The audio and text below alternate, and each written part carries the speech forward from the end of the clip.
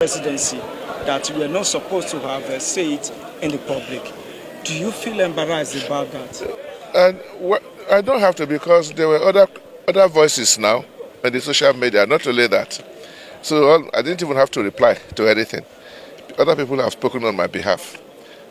I didn't go to Arise to please government or to just please people, but to tell the truth. That's all I stand for. So, I cannot be embarrassed. I'm 82 years old. Nobody can embarrass me. And I'm not afraid of anybody. Nobody at this stage now. Are they going to arrest me? I can carry me to where? And we are still lucky in this Nigeria. We can still talk. We shouldn't take that for granted. There are many countries in Africa where no bishop dares to talk like we do here. That we can still talk, and all they do is to insult you. They don't carry you and lock you up in an unknown dungeon. That means we are not doing badly. We still have religious leaders like... No, mind you, I didn't talk on my own now. I spoke on behalf of my fellow bishops. We drafted a statement which contained all that I said in the interview. So all the bishops of Nigeria spoke that way. It was their voice I was echoing. And each of them are free to say the same thing in their dioceses. And they are doing it. I cannot speak on behalf of other religious leaders. Everybody have their own job to do. But many of the other religious leaders have supported us.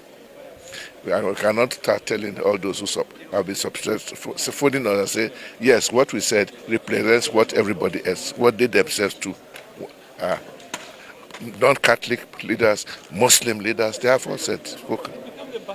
When it comes to what is happening to Nigeria, the poverty, the suffering, we are all in the same boat now. Pax Christi, Nigerian Catholics. Now, Cardinal John Onaiyekan has responded to the criticism coming from the presidency following his recent appearance on Arise TV, and his message was unmistakably clear. I am 82. I am not afraid of anybody. The Archbishop Emeritus of Abuja Archdiocese said he did not go on television to please the government, but simply to speak what he believes is the truth about the situation in Nigeria. He also clarified that his comments were not merely his personal opinion. According to the Cardinal, he was expressing concerns contained in a statement jointly prepared by the Catholic Bishops' Conference of Nigeria. And then came perhaps the most striking part of his response. Onaiyekan said that at his age, he cannot be intimidated, adding that Nigerians should be grateful that despite the difficulties, people can still speak openly. He also pointed to the hardship and suffering being experienced by ordinary Nigerians, saying that concerns about the country's situation are shared not only by Catholics but by other religious leaders as well. So whatever one's political position may be, Cardinal Onaiyekan clearly has no intention of backing away from what he said. Permit me to also add, that is exactly what a cardinal should do. He defends, he protects, and at the risk or at the cost of losing his life, or at the risk of losing his life, or the cost of giving his life. So basically, that is what a cardinal is. That red that you see on their cassock is not for nothing.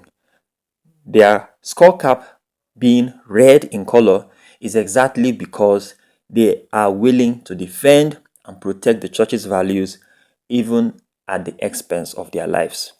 So the very fact that the cardinal did this shouldn't really come as a surprise to anybody. He has been doing this for years. It has become a part of him. It is what we know Cardinal Onaiyekan for. All we owe him is our prayers. Pray for God to continue to sustain him. At 82, it's not really easy. He's growing older, but we continue to thank God that his courage has remained the way it is.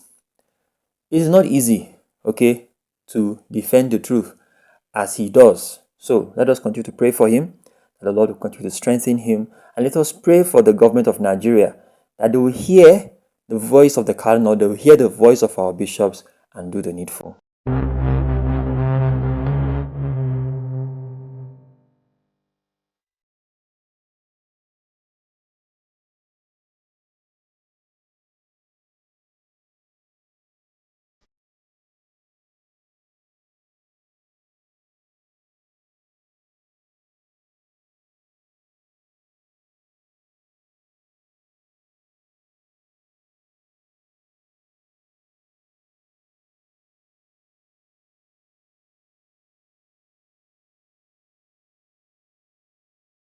Now, concerning a video that has been generating considerable discussion online, shows the public presentation and crowning of the relic of Saint Agatha of Catania, Sicily. The ceremony was part of celebrations marking 900 years since the return of Saint Agatha's relics to Catania. Yes, the skull seen in the viral images and video is being presented as the relic of Saint Agatha, the 3rd century Christian virgin and martyr who is the patron saint of Catania. Cardinal Pietro Parolin was sent by Pope Leo XIV as the Pope's representative for the anniversary celebrations. Now, I know this particular image is strange and even disturbing to many people, including Catholics. The Catholic explanation is that this is a veneration, the veneration of a relic, not worship of a human skull.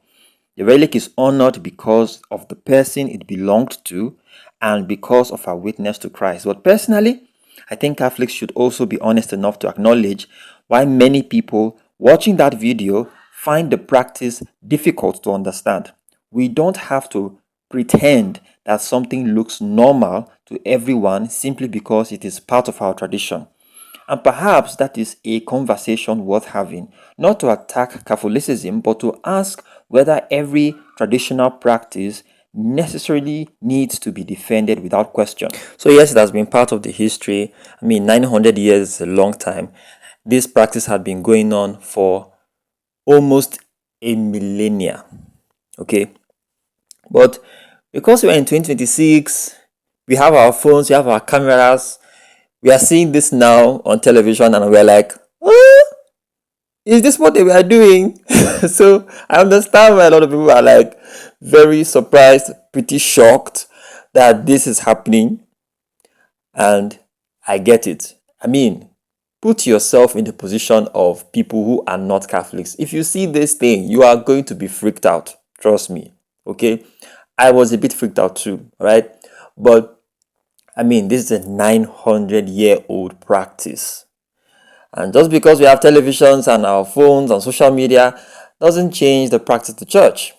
So yes, we have every right to be freaked out. We have every right to question and ask, why is this done, right? But have you ever bothered to ask yourself, on the altars of your churches, what do you think is buried there? Think about it. Ask your parish priest, let him tell you. Okay?